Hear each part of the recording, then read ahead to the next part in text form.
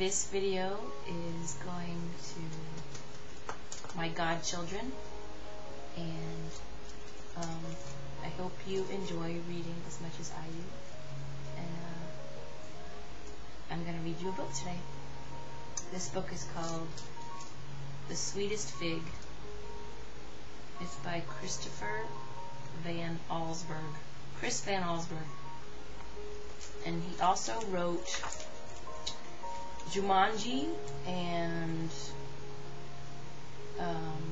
he also wrote Zathura, and a couple other books that I like that he wrote is The Wreck of the Zephyr, The Wretched Stone,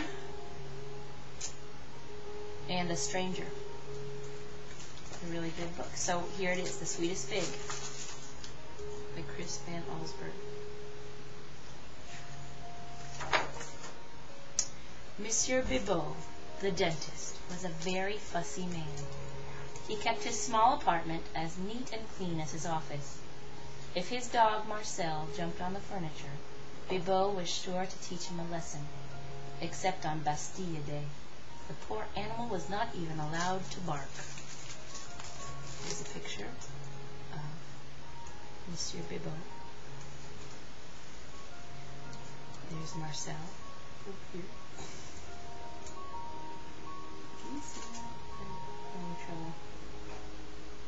He's sneaking up on him to whop him with a newspaper. One morning, Bibot met an old woman waiting at his office door. She had a toothache and begged the dentist to help. "But you have no appointment," he told her. The woman moaned. Bibot looked at his watch. Perhaps there was time to make a few extra francs. He took her inside and looked in her mouth. "This tooth must come out," he said with a smile. When he was done, the dentist said, "I will give you some pills to kill the pain." And that is Monsieur Bibot taking the tooth out.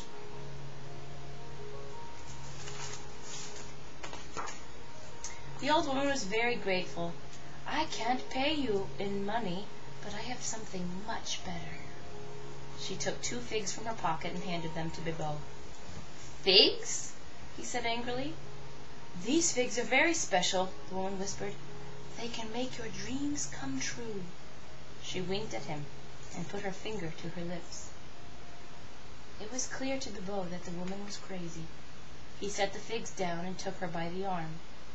When she reminded him about the pills, he said, "I'm sorry, only for paying customers," and shoved her out the door. That's him, looking angry at the old woman. She's holding figs in her hand.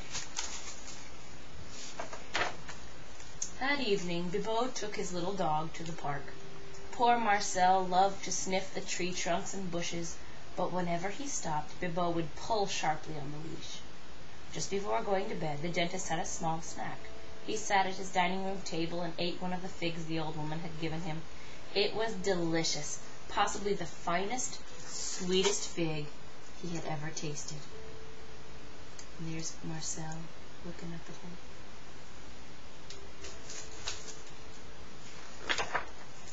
In the morning, Bibot dragged Marcel down the stairs for his morning walk.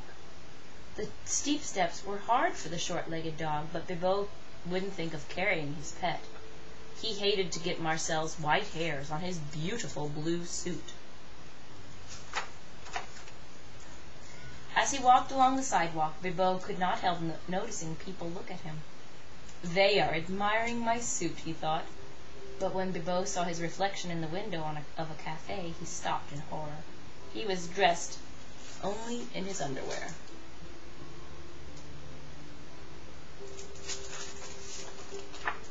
The dentist turned and ran into an alley. "Sacre bleu!" he thought. "What has happened to my clothes?" Then he remembered the dream he'd had last night. In his dream, he stood in front of that very cafe, dressed in his underwear. Something else had happened in his dream, and Bibot struggled to recall it. Marcel, looking out from the shadows of the alley, began to bark. The dentist looked up and saw the rest of his dream coming true.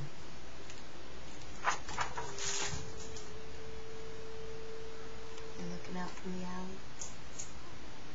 I wonder what's going to happen.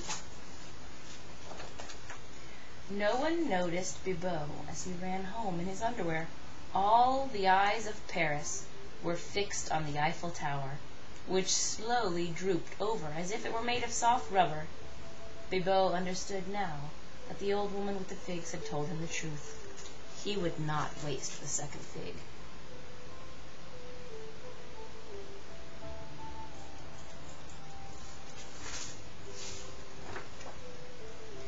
Over the next few weeks, as reconstruction of the Eiffel Tower began, the dentist read dozens of books on hypnotism.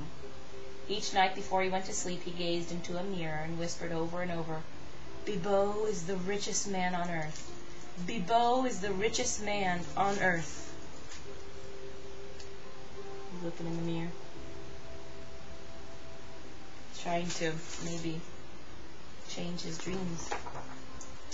Soon in his dreams, that's exactly what he was. As he slept, the dentist saw himself steering his speedboat, flying his airplane, and living in luxury on the Riviera. Night after night, it was the same. He's dreaming of a big boat.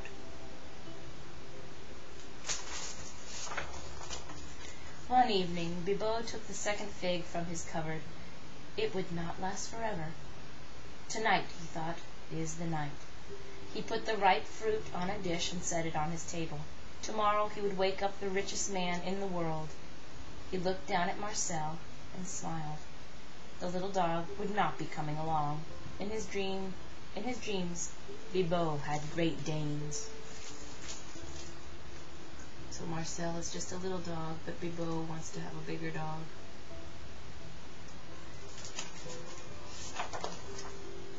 As the dentist reached into his cupboard to take out some cheese, he heard a crash of breaking china. He turned to see Marcel standing on a chair with his front paws on the table, chewing the last of the fig. Bibot was furious. He chased the dog around the apartment. When Marcel ran beneath the bed, Bibot yelled at him, "Tomorrow I'll teach you a lesson you'll never forget." Then the dentist, angry and heartbroken, went to sleep.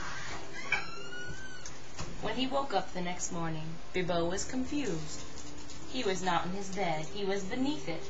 Suddenly, a face appeared in front of him, his own face. "Time for your walk," it said. "Come to Marcel."